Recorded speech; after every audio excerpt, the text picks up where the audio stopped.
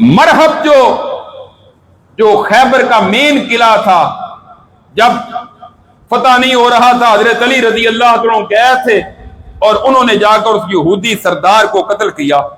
اس کی بیٹی تھی جس کا نام تھا زینب۔ اس نے کہا اللہ کے رسول اب ہماری اور آپ کی صلح ہو گئی ہے، میں آپ کی دعوت کرنا چاہتی ہوں۔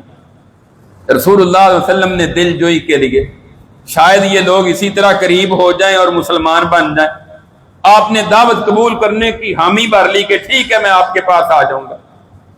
آپ گوشت کون سا پسند کرتے ہیں؟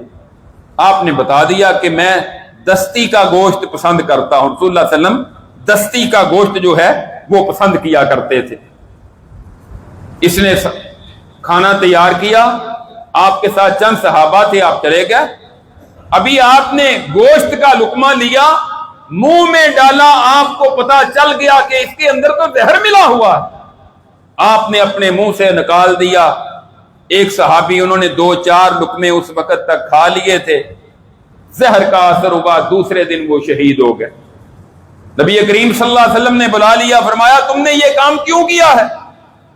یہ صرف اس ایک عورت کی پلاننگ نہیں تھی، بلکہ سارے یہودیوں نے مل کر یہ سازش کی تھی کہ اللہ کے رسول کو شہید کر دیا جائے۔ کہنے لگے جی آپ ہمیں معاف کر دیں، ہم نے کہا کہ زہر ملاتے ہیں، اگر تو آپ اللہ کے نبی ہوئے تو آپ بچ جائیں گے، اور اگر آپ نعوذ باللہ جھوٹے ہوئے تو آپ مر جائیں گے، ہماری نجات ہو جائے گی۔ نبی کریم صلی اللہ علیہ وسلم نے اپنی طرف سے معاف کر دیا۔ وہ زہر کے اثرات، سیدہ عائشہ رضی اللہ عنہ کہتی ہیں جب رسول اللہ کی وفات ہوئی ہے اس وقت آپ کہہ رہے تھے کہ میری رگے جان جو ہے اس زہر کی وجہ سے کٹی جا رہی ہے، مجھے تکلیف ہو رہی ہے اب اس کی۔